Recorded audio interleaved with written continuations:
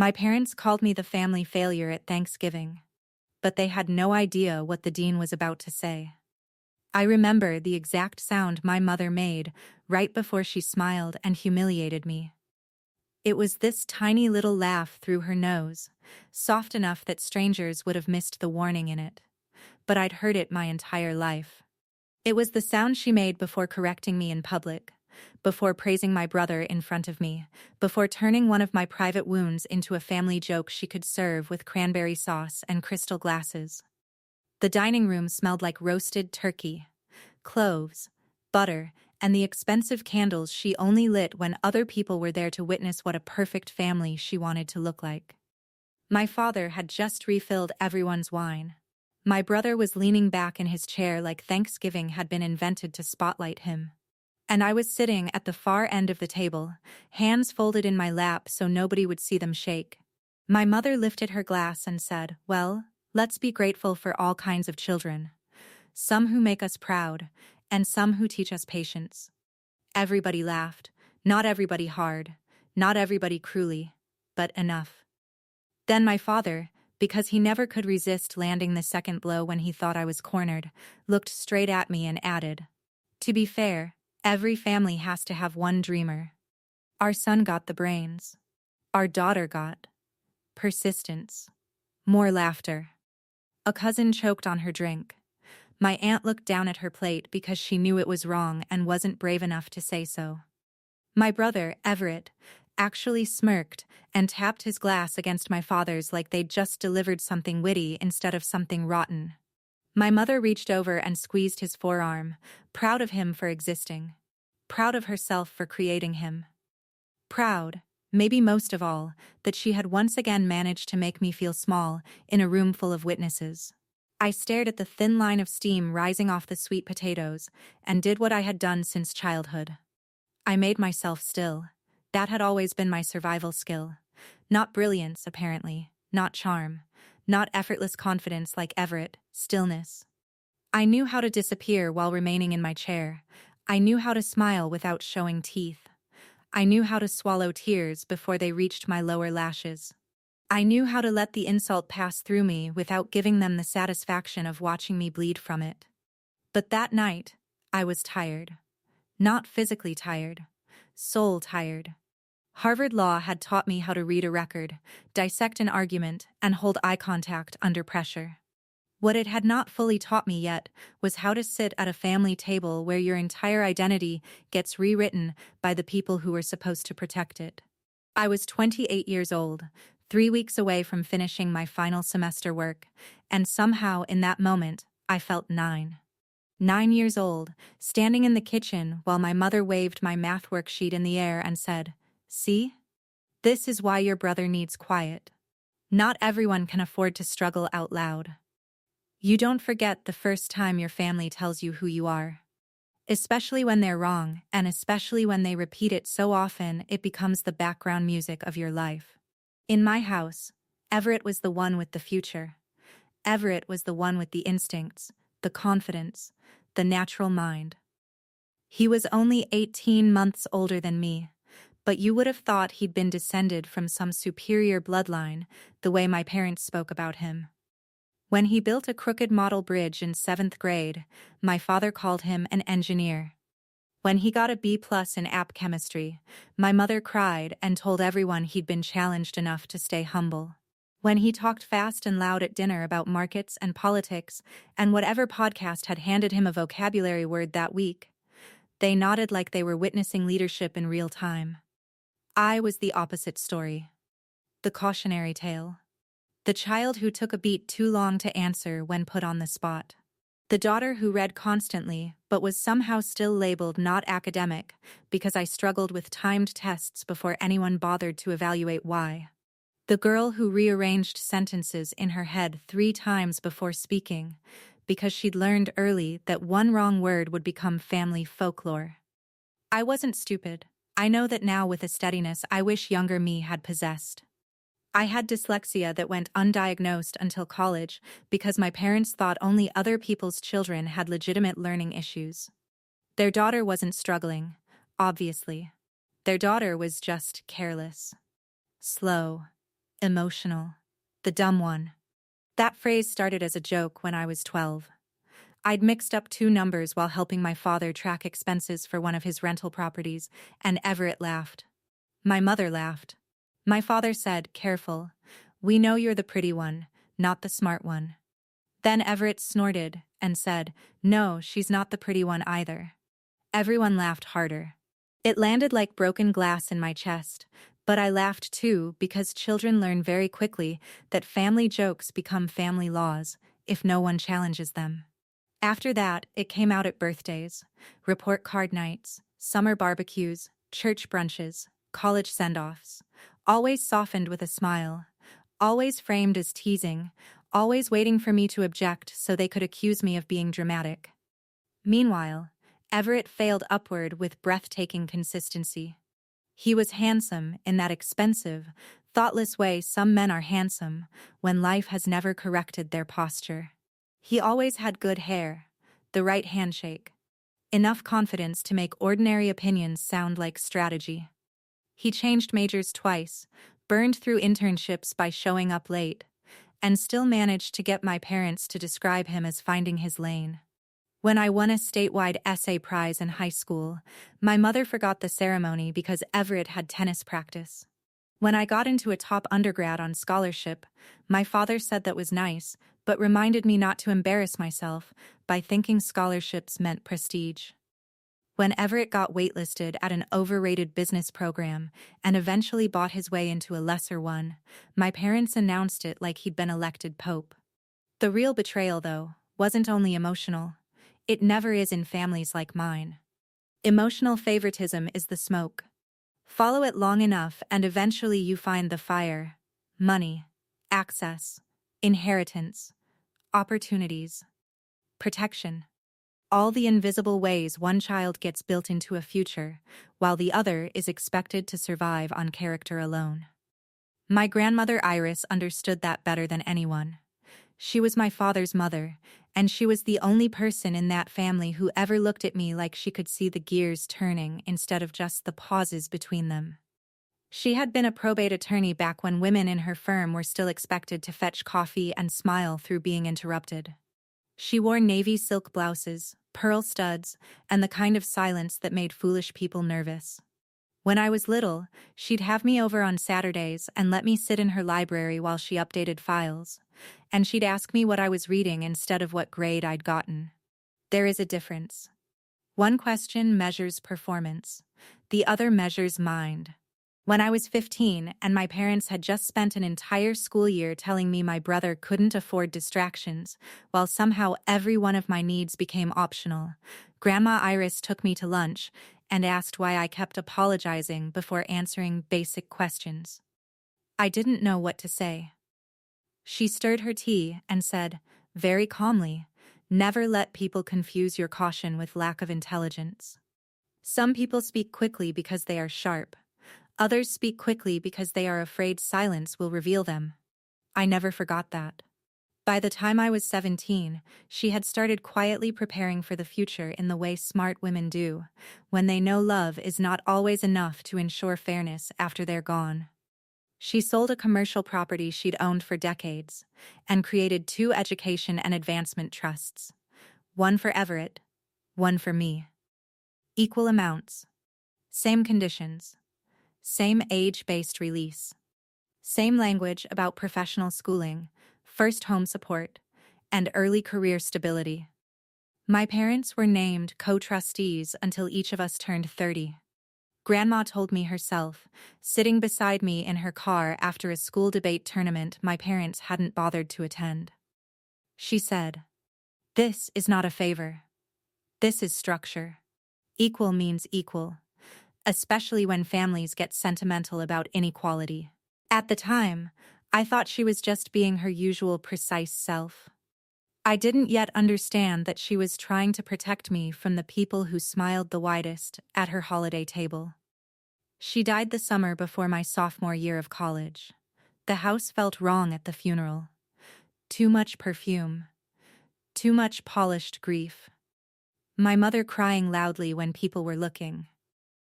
Everett standing by the casket, with the solemn face he used when he wanted to seem deep.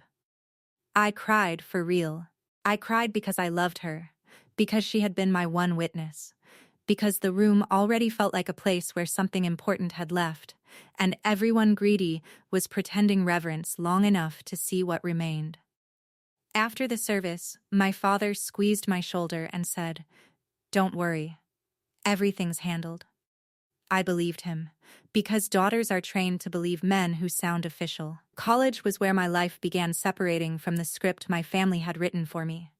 I went to a state university because it made financial sense, especially with scholarship support, and because by then I had already figured out that prestige meant nothing if you graduated strangled by debt and family strings. That was where I was finally tested for dyslexia, after a professor noticed the difference between my written analysis and my timed exam patterns. I still remember sitting in that office with the diagnosis in my hand and feeling two opposite emotions at once. Grief for every year I had been punished for needing more processing time, and fury that my parents had called me lazy when what I needed was support. The diagnosis didn't make me smarter. It made the truth legible. And once the truth had a name, I got dangerous. I built systems, color-coded case briefs, audio notes, flashcards on walks, early mornings in the library before campus woke up. I learned how my mind worked, instead of how to hate it for not working like Everett's. Turns out, when you stop spending your entire life defending your intelligence, you have a lot more energy to use it. I graduated at the top of my class. Then I got into Harvard Law. When the acceptance email came in, I read it 3 times. Then I sat on the floor of my apartment and cried so hard I laughed. Not because Harvard was magic. Not because I suddenly thought an elite school would make me worthy. But because the little girl who had been called the dumb one at Thanksgiving tables and graduation parties and Christmas mornings had just been invited into one of the hardest legal institutions in the world. I wanted, for a second, to call my grandmother. When that pain hit, fresh and clean, I ended up staring at the ceiling and whispering, "I know. I know. You told me." My parents' reaction was exactly what you'd expect from people who need your success to remain either accidental or smaller than their favorite child's potential. My mother said, "Well, law school is mostly reading, right? That makes sense for you." My father asked how much it would cost before he congratulated me. Everett, who had by then reinvented himself as a future entrepreneur after flaming out of 2 finance jobs, smirked and said, "Don't come back insufferable." A lot of lawyers are just professional overthinkers. No one threw me a dinner. No one framed the acceptance letter. No one toasted me. 3 days later, my parents hosted a backyard gathering because Everett had soft-launched a consulting startup with a name that sounded like it had been generated by a podcast and a bottle of bourbon. There were custom cookies with his company logo on them. My mother had them wrapped in little cellophane bags. I wish I were exaggerating. Harvard Law was brutal. Beautiful too in its own merciless way, but brutal. I won't romanticize it. There were weeks I barely slept. Weeks I sat in classrooms under carved wood and old portraits feeling like every insecurity I'd ever had put on a blazer and followed me there. Students who had been polished for rooms like that since birth could smell uncertainty the way sharks smell blood. But I had something most of them didn't. I knew what it meant to work without applause. I knew how to be underestimated and keep going anyway. I knew how to build myself in private. I also knew, by my 2nd year, that I would never again give my parents the full version of my life.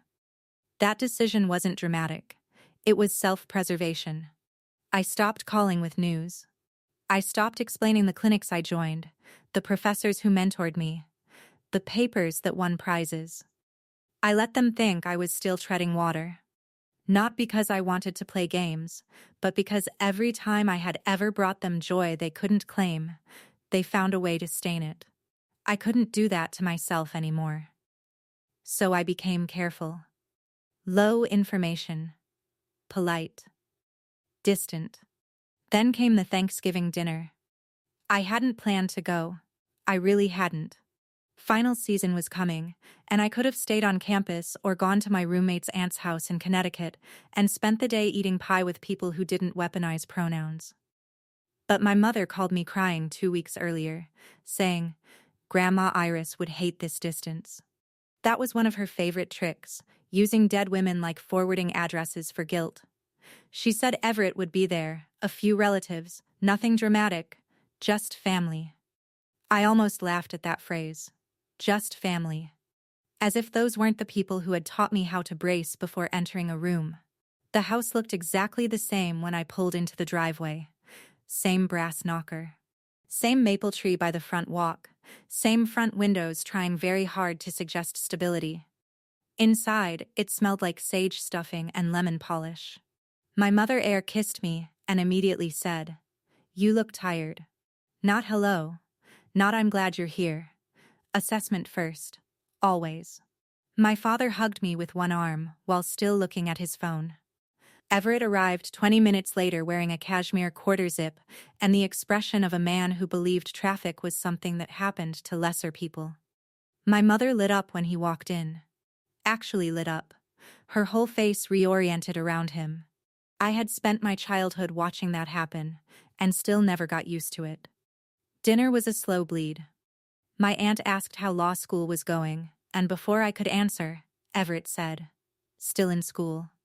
We're all very proud she found a way to extend adolescence into a profession. My father laughed. My mother said, "She's always preferred theory to reality." Later, when someone asked whether I knew what kind of law I wanted to practice, my father cut in again and said, "If she can pass the bar." Let's not get ahead of ourselves. Our girl was never the academic athlete in the family. Then Everett, because cruelty is easier when the room has already accepted the premise, leaned back and said, "We used to call her the family failure, remember?" Not in a mean way. More like, statistically every family needs one. That was the moment my mother lifted her glass and made the toast about gratefulness and patience. That was the moment my father praised Everett's brains and reduced me to persistence. That was the moment my stomach felt so hollow I thought I might actually float right out of my seat. And that was the exact moment my phone started vibrating against my thigh. I almost ignored it. I wish I could tell you I knew what it was. I didn't. I had gotten an email earlier that week from the dean's office asking if I was available for a short call that evening because of an urgent graduation matter. But I assumed it was about speech committee logistics, or some clerical thing connected to honors review. I had no idea. My phone buzzed once, then again. My mother shot me the look she used whenever my existence interrupted her curation of a moment. "Really?" she said. "At dinner?" I pulled it out under the table, ready to silence it, and then I saw the caller ID. Harvard Law Dean's Office. My heart kicked once, hard. "I'm sorry," I said, standing so fast my chair scraped. "I need to take this." Everett laughed. What, did school finally realize they admitted the wrong sibling? More laughter. Smaller this time. Nervous. My ears were ringing so loudly I barely heard them. I stepped into the hallway and answered. "Hello?" The voice on the other end was warm, composed, unmistakable. "Julia? This is Dean Eleanor Whitmore. I hope I'm not interrupting." I looked back toward the dining room. "A little," I said, before I could stop myself. To my shock, she laughed softly. "Well, then perhaps let me improve the evening. Are you somewhere private?" I don't know what possessed me in that moment. Maybe exhaustion, maybe instinct. Maybe the sudden, fierce desire not to keep protecting people who had just used me for target practice between the stuffing and dessert. I looked through the doorway at the whole table, my parents, Everett, my aunt, my cousins, the good silver, the candlelight. My mother still annoyed that I'd disrupted her performance, and I said, "Actually, can you hold 1 second?" Then, I walked back into the dining room. Every face turned toward me. My mother said, already irritated, "Julia, this is rude." I looked at her, then at my father, then at Everett, and without breaking eye contact, I pressed speaker. Dean Whitmore's voice filled the room. Julia, I'm delighted to tell you that the faculty vote is complete. You have been selected as this year's valedictorian for Harvard Law School. Nobody moved. The room didn't just go quiet. It emptied. Sound left it so completely I could hear the refrigerator humming in the kitchen and the little snap of wax from one of my mother's taper candles. The dean continued, bright and precise, and very, very real. Your record was exceptional, your clinical work was extraordinary, and your commencement address proposal was unanimously praised. On behalf of the school, I want to congratulate you. We would be honored for you to accept. My aunt's fork slipped from her hand and hit the plate. My cousin covered her mouth. My father blinked once, then again, like his eyes were failing to translate what they'd just heard. My mother's face went white under her foundation. Everett actually laughed, but it came out wrong. Thin, cracked. Wait, what? Dean Whitmore, who had no idea she was speaking into the ruins of my family mythology, kept going. Also, the clerkship office confirmed your placement earlier today. A federal appellate clerkship and valedictory honors in the same year is an extraordinary achievement. Your grandmother would be proud. That last sentence undid me. Because Grandma Iris had been an alumna. Because the dean knew that. Because someone had bothered to connect my story to the woman who had believed me before I could prove myself. I swallowed hard. Thank you, I managed. I'm honored. We're honored too, she said. Enjoy your holiday, if that's still possible. That actually got a laugh out of me. Small, shaky, human. I said yes, thanked her again, and ended the call. Then I stood there holding my phone in one hand while my entire family stared at me like I had just pulled the moon out of my coat pocket. Nobody spoke for 3 full seconds. Then my mother did what she always did when reality humiliated her. She tried to regain control of the frame. Well, she said, voice tight, that's certainly impressive. You could have mentioned you were in the running. I looked at her and felt something inside me change shape forever. Not explode. Not heal. Clarify, because even then, even with the truth sitting warm and undeniable in the middle of the table, she couldn't just say I'm sorry. She couldn't say we were wrong. She couldn't say our daughter is extraordinary and we treated her like a punchline over yams.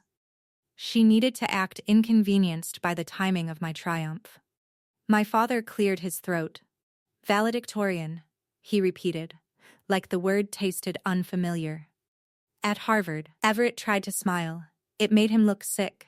Guess persistence really paid off, huh? I should have loved that moment. And part of me did. I would be lying if I said the shock on their faces gave me no satisfaction. It did. God, it did. After years of being pressed into the shape of less, there was something almost holy about watching the truth arrive with institutional stationery and a voice powerful enough to stop the whole table cold. But beneath the satisfaction was grief. Because their first instinct still wasn't love. It was recalculation. Dinner after that was almost unbearable. Nobody knew where to put their eyes. My aunt kept saying my goodness like she was trying to plug a leak with etiquette. One cousin asked about commencement just to create air, but my mother kept interrupting with clipped little observations about how driven I'd become, as if she'd always seen it. Everett drank too much and started talking loudly about market downturns because men like him think volume can restore hierarchy. My father avoided looking at me. When dessert came, my mother set a slice of pie in front of me and said, I suppose this means your student phase is finally over. I stood, thanked her for dinner, put on my coat, and left before coffee. My phone buzzed the whole drive back to Cambridge. Cousins, classmates, a professor, my aunt, even 2 high school friends I hadn't spoken to in years, because apparently one of my cousins had already texted people about the most insane Thanksgiving ever. My mother left a voicemail saying I had made a scene by putting the dean on speaker as if I had orchestrated Harvard into calling exactly when my family was ridiculing me. Everett texted. Cute stunt. My father sent nothing. And then, silence. Not a week. Not a little family sulk. 14 months. 14 months in which my parents acted like I had betrayed them by disproving the role they assigned me. They didn't come to commencement. My mother said she already had obligations, which was a charity luncheon. My father claimed travel was difficult because of a closing on one of his properties. Everett posted beach photos that weekend. I walked across that stage in black robes and crimson trim with my classmates cheering and the dean hugging me at the podium, and when I looked out into the crowd, I saw professors, friends, mentors, even my legal writing ta from first year, but not my family. The empty seats didn't break me. They confirmed something. People who need you smaller will often vanish the moment the world insists on seeing you clearly. I thought that silence, ugly as it was, might be the worst of it. I was wrong. 2 months after graduation, while preparing for the bar and an appellate clerkship, I finally decided to request the paperwork for the trust Grandma Iris had established. I'd delayed for years because I didn't want another fight, because I had scholarships, because I worked, because asking my parents for anything always came coated in humiliation. But the trust was not anything. It was structured support. It was part of Grandma's estate plan. It was mine. And with bar prep costs, clerkship relocation, and life actually moving forward, it was time. I sent a formal, polite email asking for the trust statements, annual accountings, and release timeline. My father responded 3 days later with one sentence. Why do you suddenly care about money now that strangers are applauding you? I stared at that line for a full minute. Then I emailed again, more directly. I referenced the trust by its legal name. I asked for the documents within 10 business days. This time my mother called. She didn't say congratulations on the clerkship. She didn't ask how I was. She went straight into wounded accusation. After everything we've done for you, this is what matters? A fund? Really? It's not a random fund, I said. Grandma set it up for me. For both of you, she snapped. The way she said it made my skin go cold. No, I said carefully. She set up 2. One for Everett, one for me. Silence, just for a second, but long enough. Then she said, families don't divide things that way in real life. That sentence was the first crack. I hung up and called the only person from my old world whose judgment I trusted, my grandmother's longtime assistant, Marianne, who had retired to Vermont but still sent me birthday cards every year. When I asked whether she remembered anything about the trusts, she got quiet in that dangerous older woman way. Then she said, Julia, did they never give you annual statements? No. Another silence. Then, very softly, you need counsel. That phrase again. Clean. Adult. Not emotional. Not melodramatic. You need counsel. I was a law graduate by then, yes. A valedictorian. A future clerk. But let me tell you something nobody says loudly enough. Professional competence does not erase the freezing confusion that hits when your own parents might have stolen from you. I could brief constitutional doctrine until 3 in the morning. I could argue statutory interpretation with the best students in my class. But opening the possibility that my mother's fake concern and my father's smug authority might have been covering actual financial betrayal? That felt like stepping onto a staircase in the dark. I hired a trusts and estates litigator named Rachel Stern. She was in her 40s, terrifyingly calm, and had the kind of face that made rich liars visibly regret their life choices. I brought her every scrap I had, the original estate summary, a scanned letter from Grandma, old emails, my parents' refusal to produce records. Rachel reviewed everything, leaned back in her chair, and said, either this is sloppy administration, or your parents have been treating fiduciary duty like a family suggestion. We'll know soon. We sent a formal demand. My parents responded through counsel. Of course they did. A smug old family friend named Raymond Cole, who wrote a 5-page letter that somehow used 600 words to avoid one simple act, producing the actual records. The letter was full of phrases like informal discretion, interfamily support, blended benefit, and beneficiary-aligned expenditures. If you've never watched theft try to put on a blazer and call itself nuance, you're missing one of the uglier little arts of this world. Rachel read the letter once and smiled without warmth. Good, she said. They're hiding something. That began the 14 months. 14 months of silence from my parents and pure arrogance through lawyers. 14 months of me clerking by day, drafting bench memos, reviewing appeals, learning exactly how courts cut through performance, and coming home at night to document boxes, spreadsheets, subpoena drafts, and evidence charts.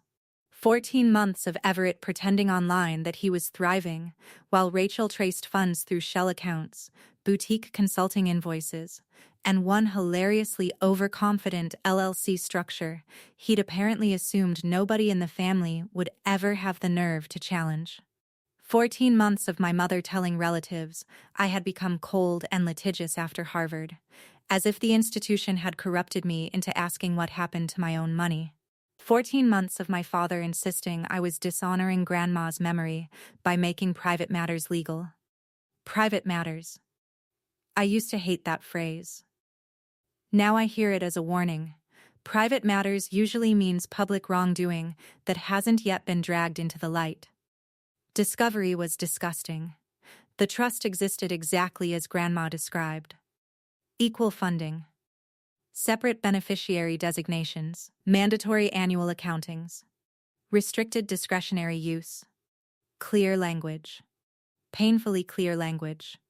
Rachel laid the documents out across my dining table one rainy Sunday, while the city outside blurred silver against the windows.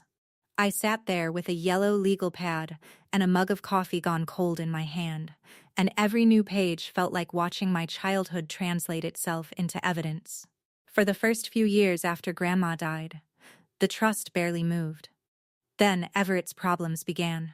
A distribution labeled educational enrichment that coincided with his third major transfer after he dropped one business program for another. A temporary emergency support draw the same month he wrecked his car, and my father bought him a newer one. A career development allocation that matched the exact launch window of his first failed startup. Then, bigger hits. Tens of thousands routed through management accounts, then into entities linked to Everett's ventures. One transfer matched the down payment on his condo. Another paid off a personal line of credit. One even funded an investor retreat in Napa that my mother later described on social media as our son stepping fully into leadership. With my money. With my trust. With the structure Grandma created specifically, so I would not have to beg. There was worse. There's always worse. Rachel found forged acknowledgments. Forms showing beneficiary awareness, with my name typed beneath signatures, that looked like someone had attempted to reproduce my handwriting while angry. There were years with no proper accounting at all. There were trustee reimbursements into my parents' joint account. There was a kitchen renovation charged during the same quarter my father had emailed me that fund availability was constrained. One invoice literally described travel and hospitality expenses related to Everett's venture networking. My trust had paid for my golden child brother to drink wine near venture capitalists while I was eating instant noodles during 1L finals, and telling myself independence was character building.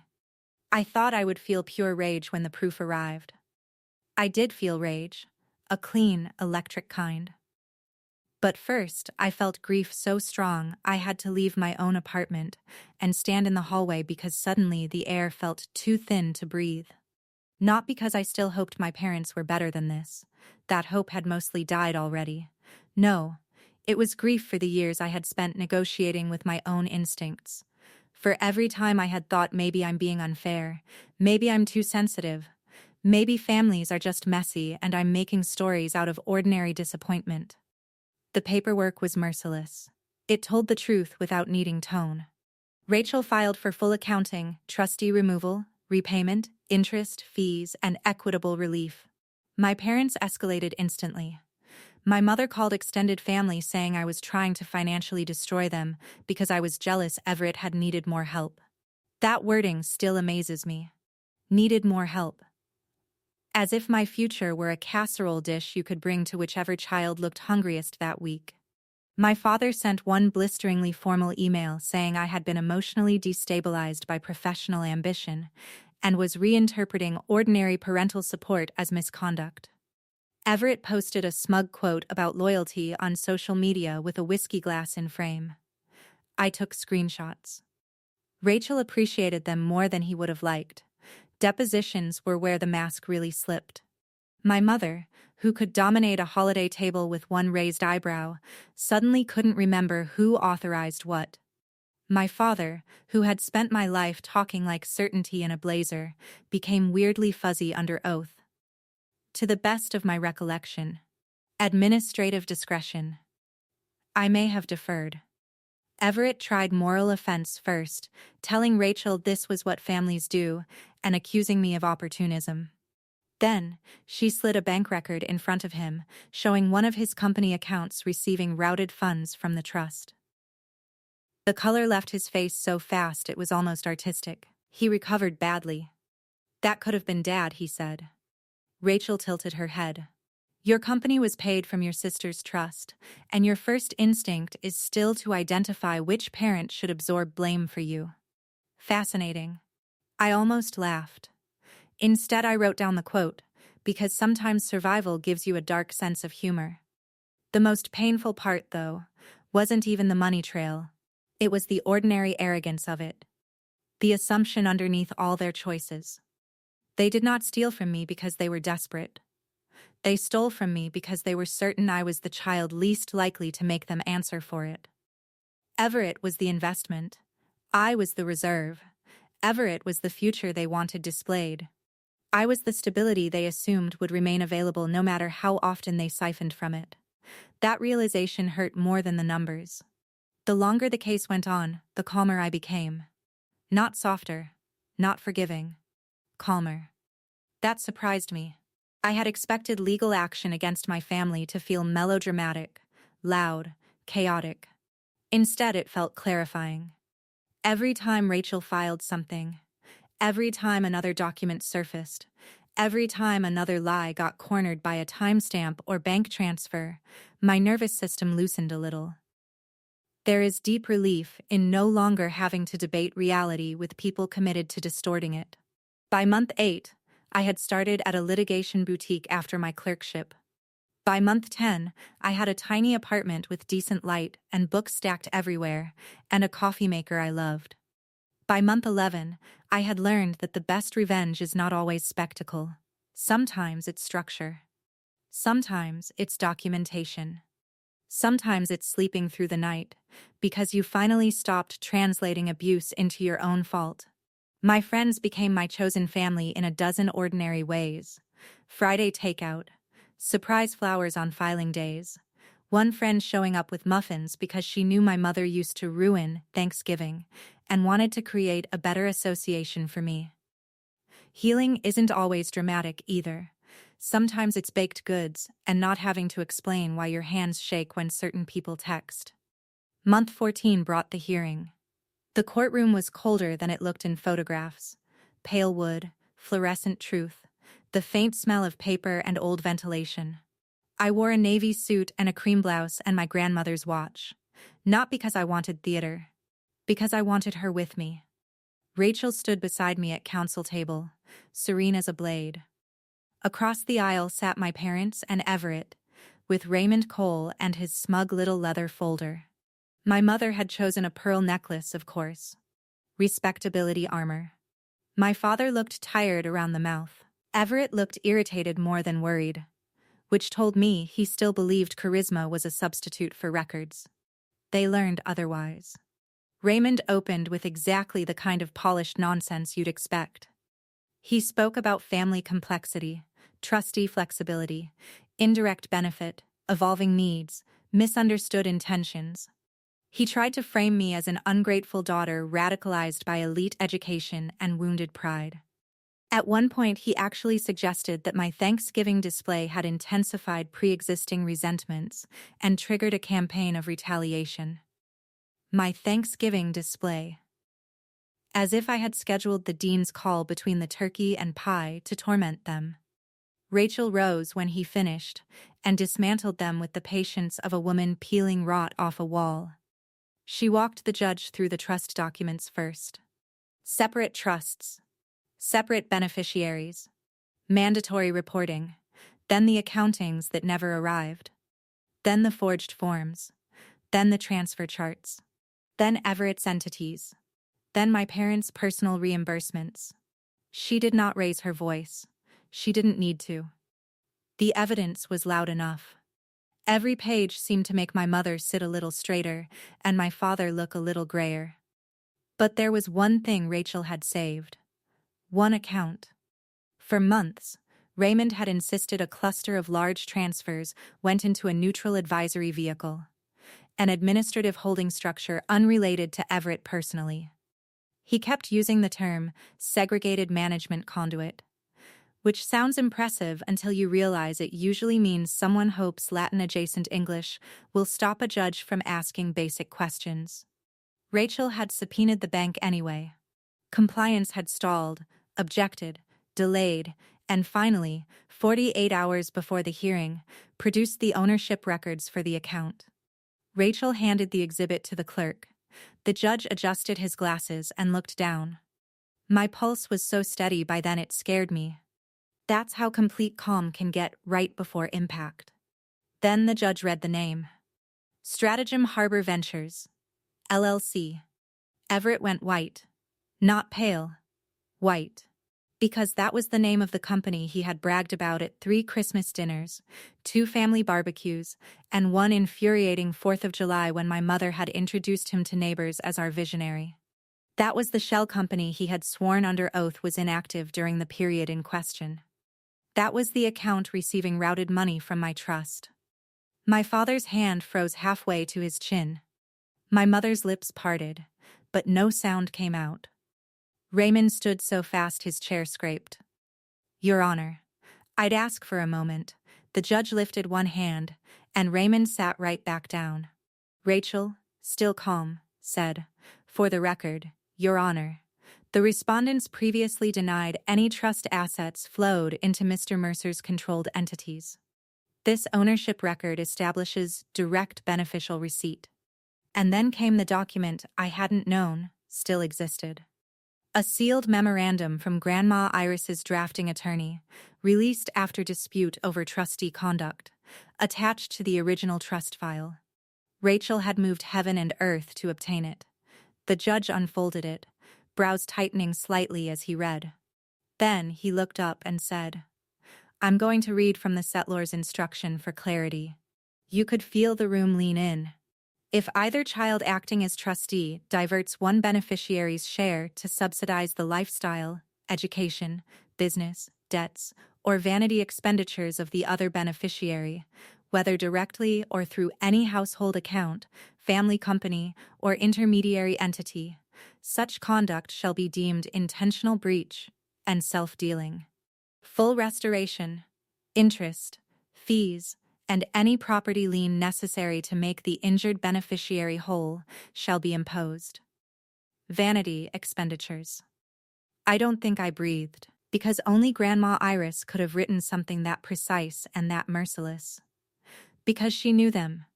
Because somewhere deep down she had anticipated exactly how greed and favoritism would dress themselves up when she wasn't there to stop it. Because in one paragraph she had reached across the grave and told the court who they were before they could lie about it. Everett whispered, "Oh my God." My mother closed her eyes. My father looked like he had been hit in the sternum. And me? I felt something I will probably spend the rest of my life trying to describe accurately. It wasn't triumph the way movies sell triumph. It wasn't gloating. It wasn't even revenge, not fully. It was recognition so complete it bordered on spiritual.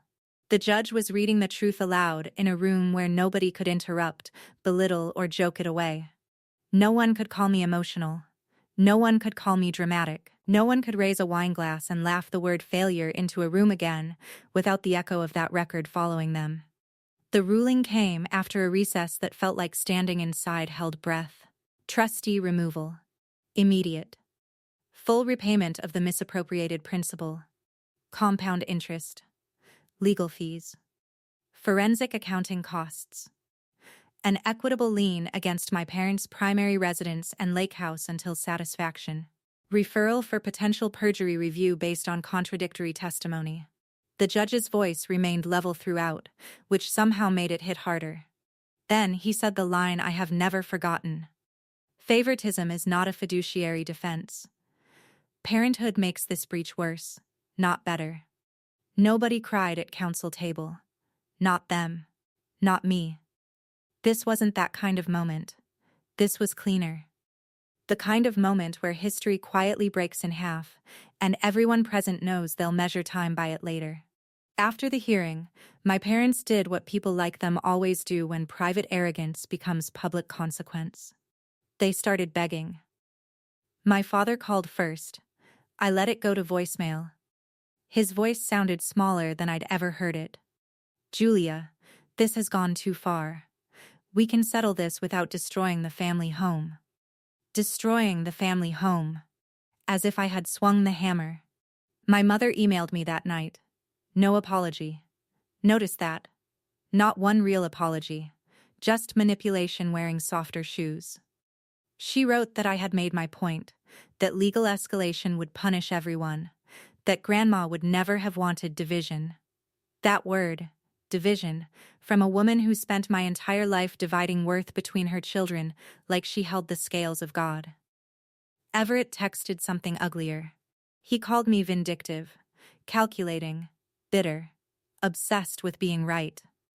Then he added, "Hope Harvard teaches you how to live with yourself." I stared at the screen and actually smiled. Because after all that, after every filing and subpoena and transcript, he still believed the moral center of the story was his discomfort. There was one meeting I agreed to. My father asked to see me in person. Public place. 10 minutes. Please, he wrote. I cannot explain to you what a strange word that was coming from him. He had spent my life expecting compliance, not requesting time. We met in the lobby cafe of a downtown hotel with too much marble and not enough warmth. He looked older, not in the dignified way magazines promise powerful men they'll age, just older, flattened, as if consequence had weight after all. He started with excuses. Pressure. Everett's needs. Market fluctuations. Temporary reallocations. Your mother was certain we'd replace it. It got complicated. Complicated. I let him talk until he ran out of synonyms for theft. Then I said, very calmly, you didn't take from me because things got complicated.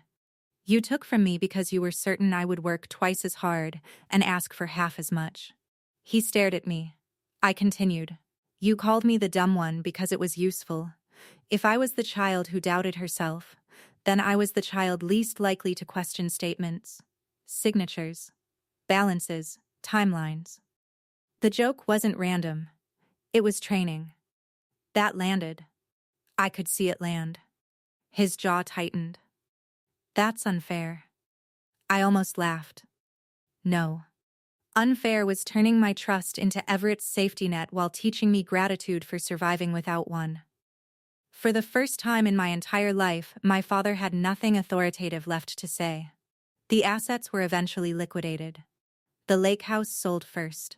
My mother called 3 relatives and 1 family friend crying about what Julia has done. But funny thing about a court order backed by records, it silences gossip faster than outrage can sustain it. Everett's company collapsed once the funding web was exposed, and a couple investors realized the family capital story was not, in fact, cute. My parents refinanced the main house to satisfy the rest. I recovered what was mine, plus interest, fees, and enough dignity to stop feeling guilty about the mathematics of justice. Do you know what I bought first? Not a car. Not jewelry. Not some cinematic symbol of victory. I paid off every remaining law school expense that scholarship and work had not covered. Every last dollar.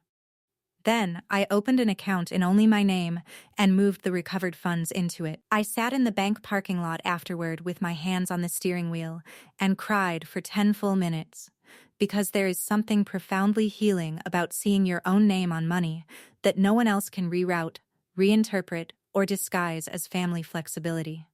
After that, I used part of it for a condo with tall windows and a reading nook I'd wanted since I was 19. Nothing enormous. Nothing performative, just a place where silence felt kind. I framed my diploma.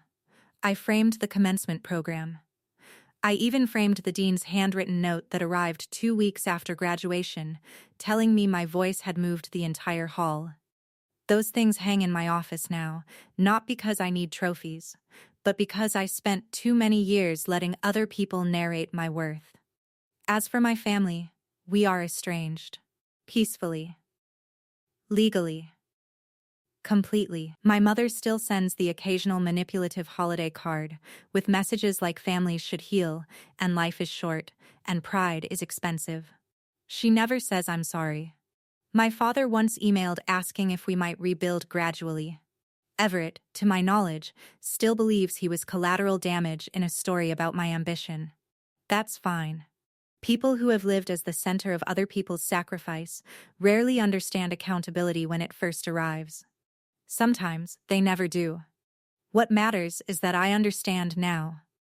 I understand that being underestimated can be a form of camouflage until you decide it isn't. I understand that some families appoint one child as the stage and another as the floorboards.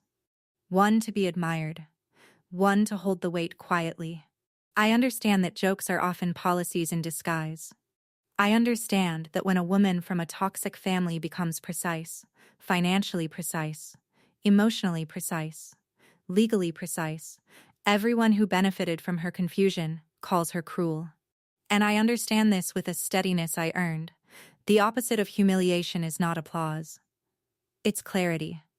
That Thanksgiving call from Dean Whitmore was the first public crack in the story my parents built about me. The courtroom was where it finally collapsed. One moment exposed the lie. The other billed them for it.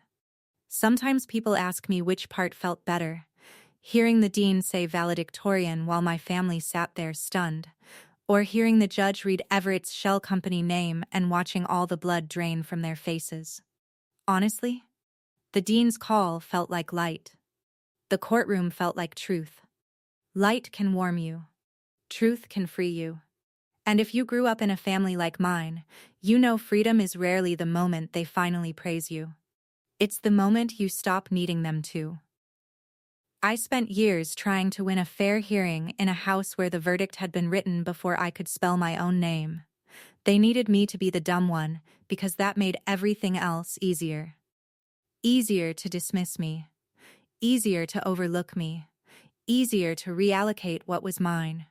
Easier to justify why Everett got the launch, the rescue, the investment, the applause.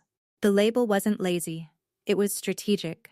But strategy works both ways. I became the daughter who documented, the daughter who learned the system, the daughter who no longer confused family access with family love, the daughter who let institutions say what her own parents never could, that she was brilliant, disciplined, formidable, and right.